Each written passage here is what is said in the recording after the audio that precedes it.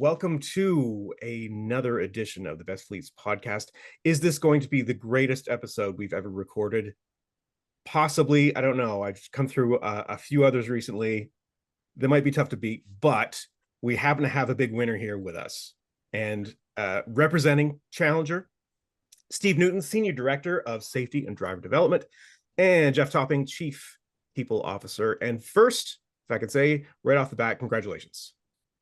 Thank you. Appreciate it. The big win at the Best Fleets Conference, best overall large carrier. Was it completely unexpected? Yeah, it was actually because Jane asked me that same question, and with the economy the way it's been this year, I wasn't sure what the surveys were going to look like, and so yeah, I was very shocked because I wasn't expecting to be the overall winner by any means. So one of the things we're going to talk about here is all the different things that you're doing. So your survey results were, of course, great, but a bunch of the programs you have in place, they hit on what I would say are three different areas. And I'm not going to explain them right away, but I'm going to wrap it up this way at the end. And I think it really exemplifies why you folks have been so successful. But let me tuck into a couple things here. I want to talk a little bit about your training program, the training school, and new students. Right? Have you been doing that for a long time? Yeah, we started. We've been doing the finishing program for over a decade, but from the school side of things, we started with the DCP program, which you may have heard of. It's where you self-certify or self-train drivers, and so we started off with that, and then that kind of progressed into the school as we were training people, and of course we were footing the bill for all of it. It's how can we generate some revenue by opening the school and getting second career funding to fund some of the students. So we've been in the school business now for 5 years, I think, Geoff, but it was 2018, I think, is when we kind of started into the school. So from the finishing side, we've been very good at that, and now we're progressing into the school world, which has been very successful too. So here's my industry question. There are lots of people that say, these new kids that are coming in, right? It's not like it was in the old days, right?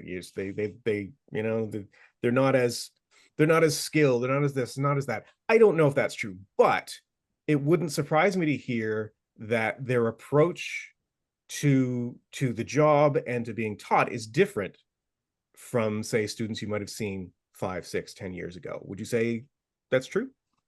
Yeah, I think that what I've seen, the biggest difference is their acceptance of technology, and that can be a good thing and a bad thing. But the older school back in the old days, teaching people, they already knew everything, and technology wasn't something that they were interested in. And I find the new kids coming in, they're a lot more open to the conversations, and then when you start introducing a little bit of technology like the simulator or any other of those types of technology, the technology on the truck, they're a lot more accepting to it because they've grown up with technology. So for them it's nothing.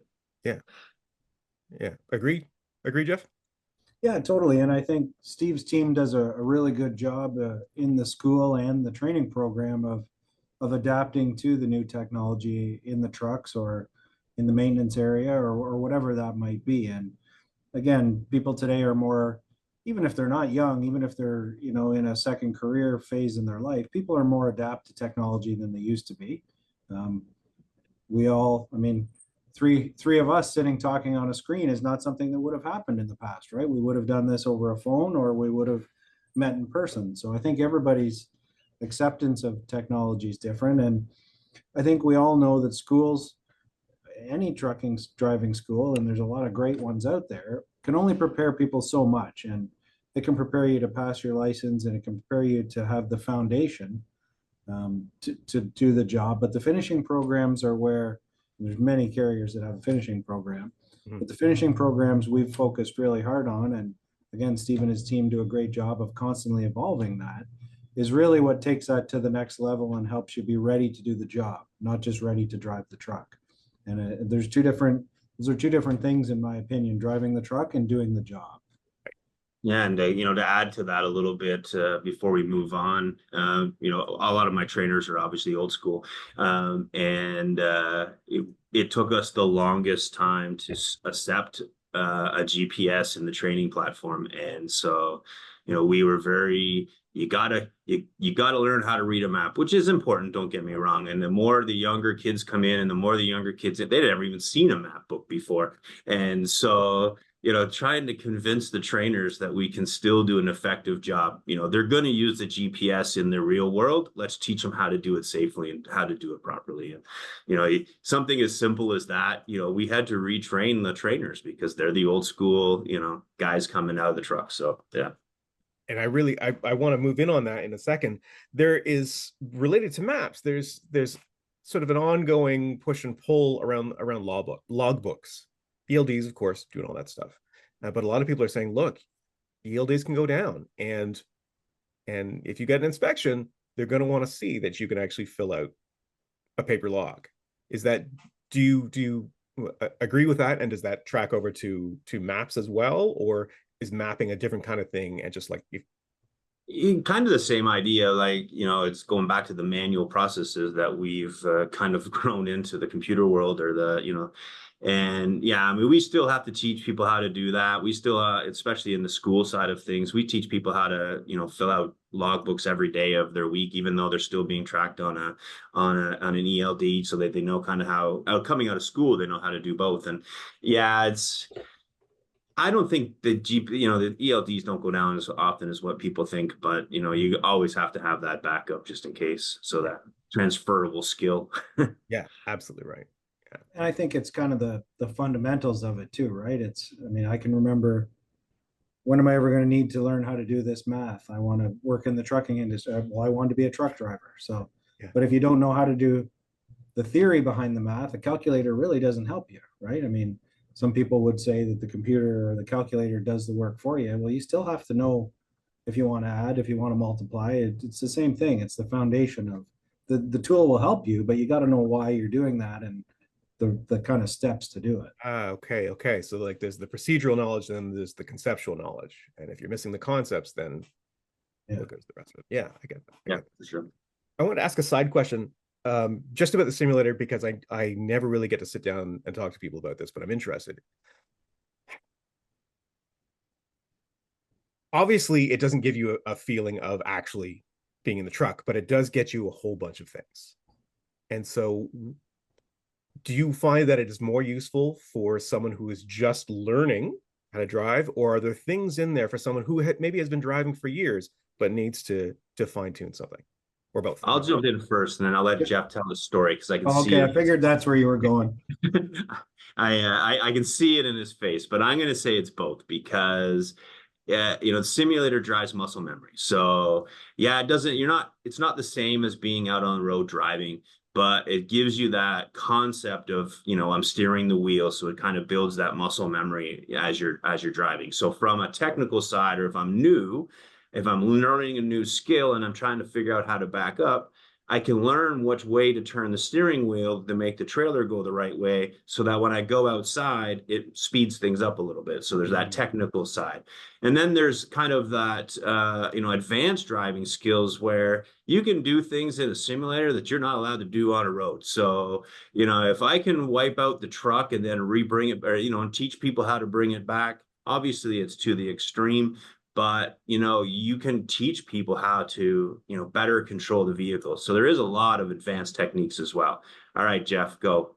Okay, so Rick, was not as heavy of a believer in simulators as Steve was, and Steve talked me into doing a demo on a simulator when we were at the TCA one year.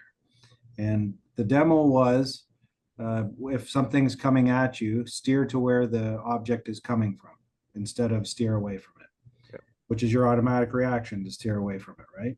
So you were driving this simulator and you were on town streets and people were jumping out and cars were coming out, and then it moved you out onto a highway and things were happening, animals coming out, and it trained you to steer where it came from rather than go the opposite way. we got back from that convention and I left to drive to Florida with my wife and kids. And we were heading down I-95 just in Florida, just south of the Georgia-Florida line.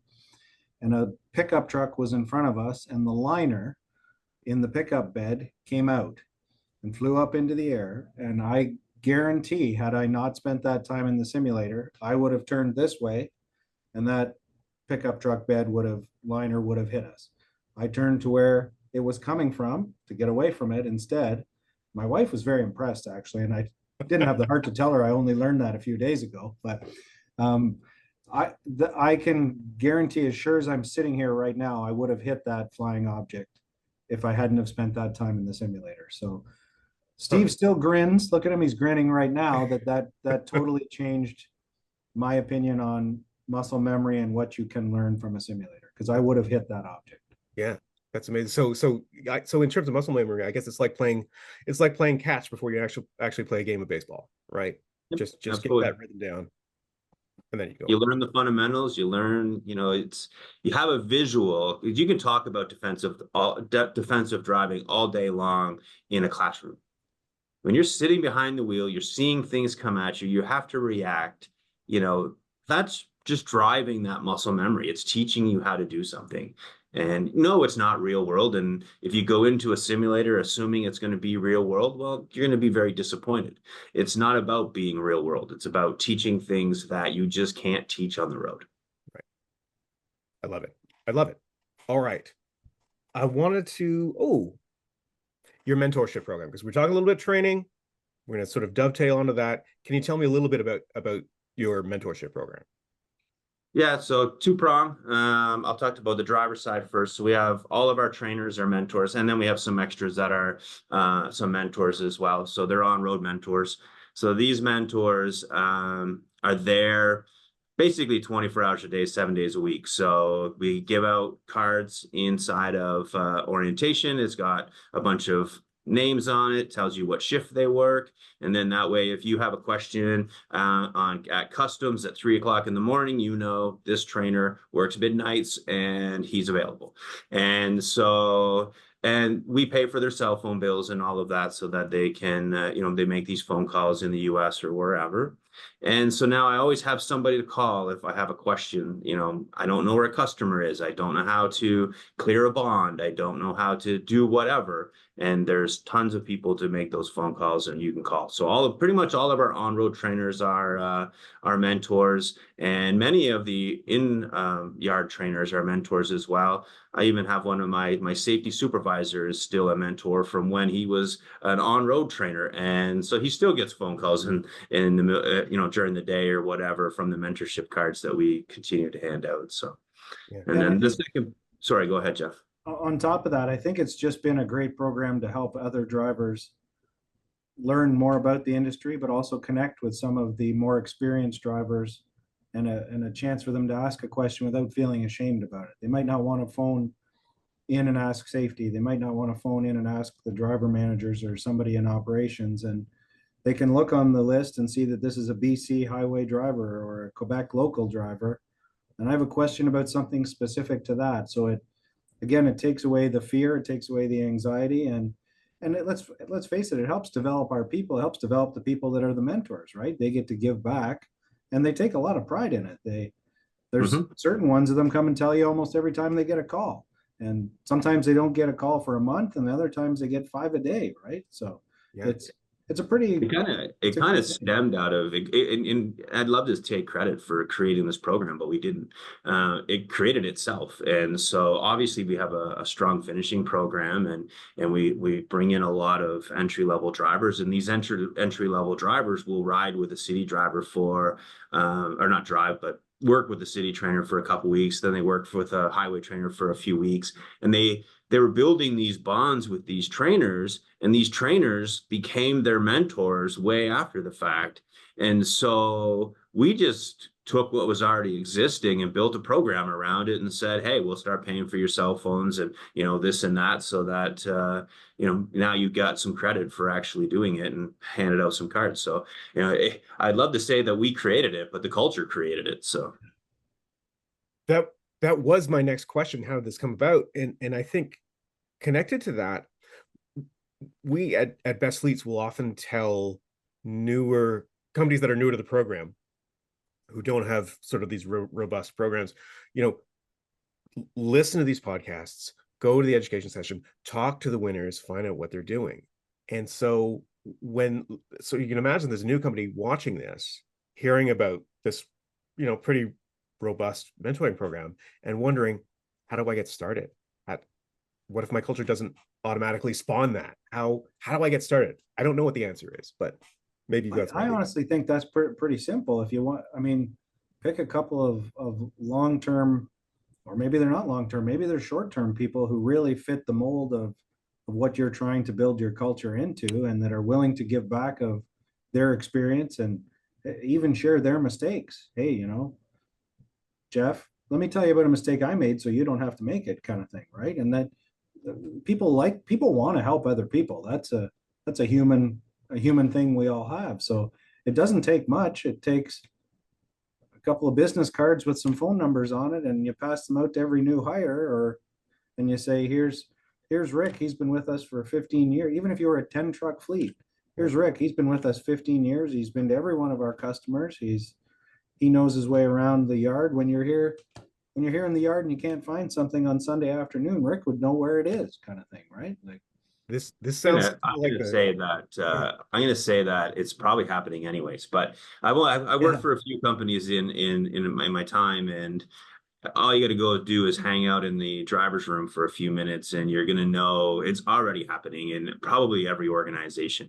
Um, Somebody is in the driver's room giving advice to somebody else, um, good or bad. And so, you know, harness that, pick out the ones that want to be the mentors, and drive that narrative. Be able to get them to talk the way you want them to talk. And that way, you know, they're spreading the message anyways. So yeah, get a hold of it and make it the right message. love it. I love it. and All right. Yeah. you also get to hear the pinch points, right? You get to hear, hey, every new driver, this hasn't happened, but we'll just pretend it did. Every new driver, whether they're new to the industry or new to the company, doesn't know anything about how to get in and out of the yard in Quebec. It's got a different kind of gate. And, you know, hey, Geoff and Steve, of the last 20 people we've hired, 18 of them have called saying nobody told me how to get into that gate or what the code was, or hey, we missed that in training, or we changed our training program and it got dropped, or, you know, inadvertently. That's just an example. It could be how to fill out where to drop your trip jackets. It could be anything, but you'll find out those pinch points pretty quick too. Right. Absolutely. So I think what we've captured here is one of the three buckets that I think you folks do well. And I'll declare them now. The three buckets I think are in, up, and out. So in is how well you are training and attending to what's going on with the people who already work for you, particularly the drivers. I want to talk a little bit about up, which is namely leadership development, which I think is something that you guys do fairly well. Is that right? Well, we certainly try. I think we do a good job of it. I think there's always room for improvement in any program, and whether you're the winner of one of these contests, or however you want to word that, you can always learn from everybody else. So Yeah. there's people out there that we could learn from, and they can learn from us as well. But so as Steve said, we were always known for a company that put a lot of effort and time and resources into training our drivers. And a number of years ago, we started to really work on the culture of the company, and that's when things started to change. And we did a process. We called it Good to Great. We modeled it after the book Good to Great. Book. Yeah. And you know, we did discoveries with drivers, with mechanics, with office staff, with everybody. We did one-on-one meetings. We did group meetings at all hours to try and find out what we need to do to improve our culture.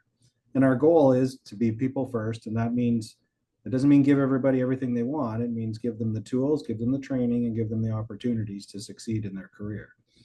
And one of the things that came out loud and clear during that was, you spend all this money, time, and effort on training drivers. You don't do anything for any of us that are not drivers. And we had to take a hard look in the mirror about that. And so that's when we started offering different courses. We started changed, you know, how our reimbursement program is for people that want to take courses to make themselves better in their job or advance in their career. And we started our own leadership program. So it's called the Call, the Challenger Academy of Learning for Leaders, and it's 9 modules. So it's 9 days. We run it once a year. We're on call number 11. So I guess we're 11 years we've been running it now. So there'll be 150 roughly graduates.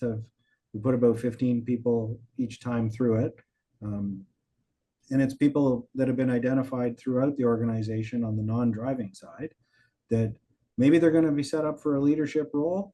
Maybe they're just a high potential, high performer in their area, and we want to help them be better in their area.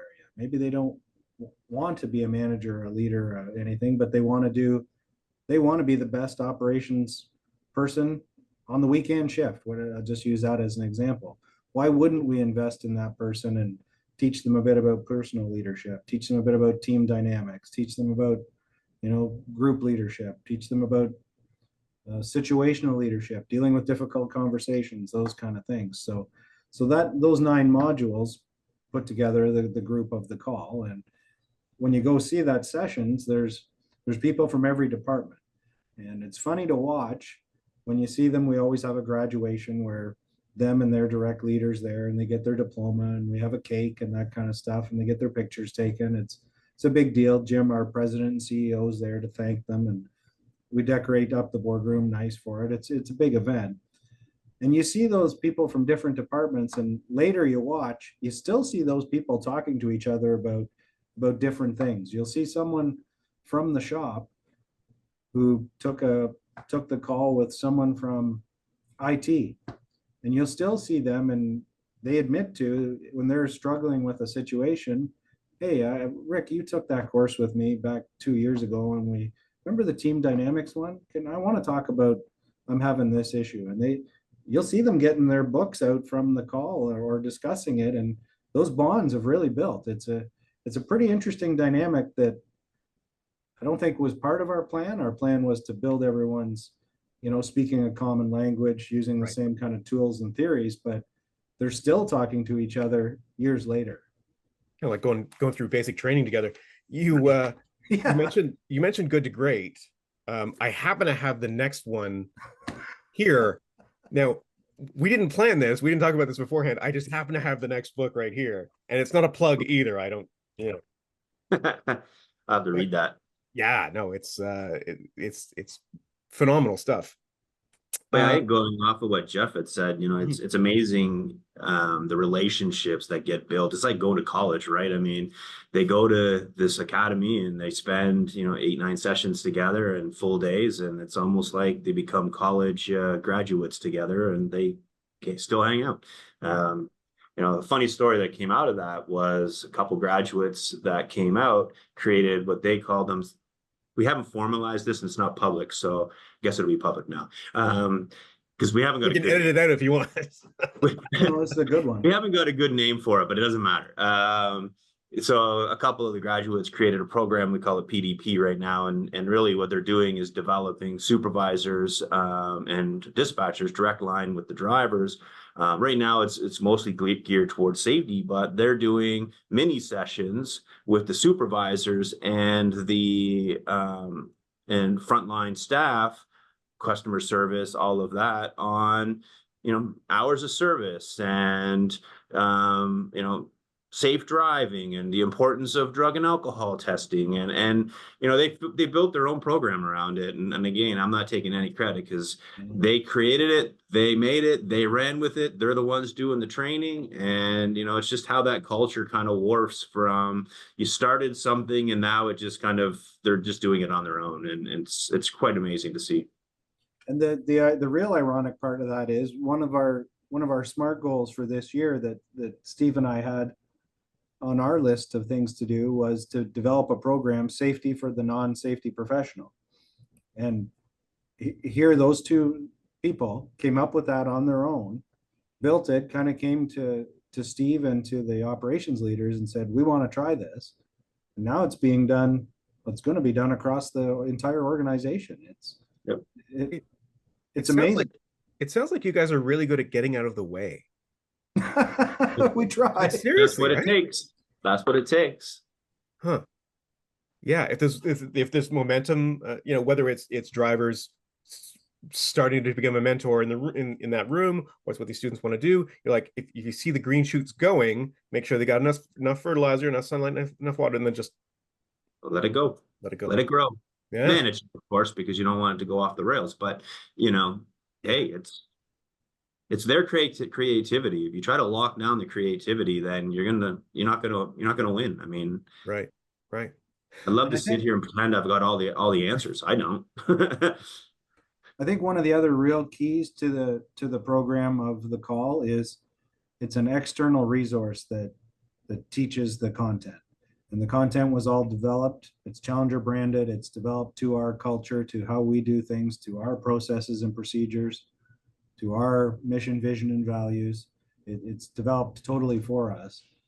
But the gentleman that runs the program has kind of been around us now for 11 years, and actually a bit more because he helped with some other projects. And he's become enough of an insider that he has his own badge. He can come in and out of our building when he pleases. But he's enough of an outsider that people feel comfortable talking to him about things they maybe didn't want to talk to us about. And he can help them understand the big picture and maybe get, I don't want to talk to Steve or Geoff about that, but this is kind of, I don't understand why they're doing this. And his name happens to be Steve. Steve can kind of walk them through that. Steve can then also come to us and when I go I always do the opening session of it to, welcome everybody to the call and the importance of it. I always say, this is a safe place for you. You can talk about whatever you want to talk about here. Steve will never tell me who talked about what. He will come to me and say, Geoff, we got a bit of a situation in this area that I think you need to go look at. Here's some things you might want to investigate, but he won't tell us who said it. And that's very important because it lets them build trust within Steve and within their own group. And it again, that wasn't really part of the plan, that Steve was going to become half inside, half outside, but it's really worked. Yeah. The whenever I ask folks about leadership development, we talk about how meaningful it is for the people who are being developed. But the other part of that is, if you've ever worked for a bad boss, you know how miserable it could otherwise be. The greatest job in the world, but if your boss stinks, right, it ruins everything. And so the value in leadership development for the people who are working under them is immeasurable. Yeah. Yeah. Well, we're pretty proud of it. It's been a success for sure. Yeah. All right. Third section. Environmental impact. You guys, it seems like you do a fair bit of thinking about that. Would you say that's true? We do. I mean, I think our industry is not well liked on the environmental side of things. We are a big consumer of fossil fuels and rubber from fossil fuels and all those kinds of things. I mean, so yeah, I mean, we do what we can. I wouldn't call us on the extreme leading edge of things. Like we are not the first to go get hydrogen powered trucks or electric trucks by any means. Sorry, I'll reword that. We're not on the bleeding edge. We try to be on the leading edge. Right. And I think our industry has a lot of work to do in that area still. Our building is LEED certified, so it meets environmental criteria. The geothermal heating, all those kinds of things, and those things have changed over time for sure. Right. Yeah. But yeah, we do focus on it. I mean, obviously, if we can use less fuel, we're going to save more money as well. Fuel's a big cost in the transportation industry. But it's more than that. We do have to look after our environment. We do all have a part in that. So we try. Yeah. It's difficult. Yeah, I mean, outside of obviously fully electric trucks, which we haven't, explored, or well, not that we haven't explored it, we haven't jumped in on it yet. But from our truck tech perspective, like our trucks have pretty much anything and everything available from a environmental side of things, and from green wings to we even have what we call fly swatter mud flaps, because the air rides through them and it saves fuel economy and reduces the amount of CO2. And all our trucks are obviously new engines and all of that kind of stuff. And so really, I mean, we're to Geoff's point is, we have a lot of technology. We're just not moving into that next space, quite yet. But yeah, I mean, the reason I brought it up is because when I looked at that file of all the things that you had been thinking about, whether that's mud flaps or changing the lights over to LEDs or all these things, like the list went on and on and on and on. Leading edge, you don't have to be bleeding edge, because at the bleeding edge there are a whole bunch of practical issues that are going to slow down everything else, right? Yeah. So Well, electric there's a lot of challenges with the, some of that green technology when it comes to electric and hydrogen, and that need to be solved before, our industry, anyways. When I say our industry, because we're primarily long haul trucking, before we can jump into that space, there's a lot of problems that need to be solved. Maybe a last mile company might be able to jump into, electric a little bit faster because their trucks are home every day, those kinds of things. There's a lot of, infrastructure that needs to be developed before it's going to be practical for us. right. And in the meantime, you guys are doing all this other stuff too. Well, we're trying our best. Right Yeah. down to even, and I don't know, I think we might have put it in there. Even our Isaac, device has Yep. a driver behavior, tool to it, which is visual lighting system in the truck that tells them if they're driving the truck. I'll call it eco-friendly. We all have new vehicles that tells us if we're driving properly or not. It's the same kind of concept, and really it's driving that fuel effective type of driving. And then we built an entire incentive around it so that we're sharing the wallet. We'll go to to say when it comes to our incentives. So we're going to save some money on fuel. We're going to give you back money in an incentive. So I like that term. Sharing the wallet. All right. The other skill I saw was your community outreach. There's a lot of involvement in charitable organizations, things like that. Was that another one of these sort of organically grown things, or was this something that from the top there was something very specific you want to work on? Well, I'll say it was kind of both. I mean, Challenger as a company under our previous ownership, like we're part of a big group now, part of the Fast Freight group is very engaged in outreach, but within the community, if you go back to the original founders of the company, Dan Einwichter, who's still involved in the company. Dan grew up in this community in the Cambridge area. He believed in the community and was always a big part of it. And so the company is involved in parts of it, but there's a charity committee that's run by volunteers within the company, and they work hard at it. I mean, the last event they did with the Cambridge Food Bank was incredible. They got asked for donations of canned food to build. It was called Construction, and it was at the local mall, and people built things out of canned food related to their industry. And our group built a truck. And they matched all the colors to match our colors, and lined up all the labels on the cans the right way, and used pop bottles to make them look like fuel tanks, and used black cans to make the rubber wheels. And it was incredible. And I went over to see that group on a Friday afternoon after hours. They were there on their own time, and it was amazing to watch. There they all were in their Challenger sweatshirts or t-shirts, building this construction truck. It was just really neat to see, and that has continued to grow on its own for sure.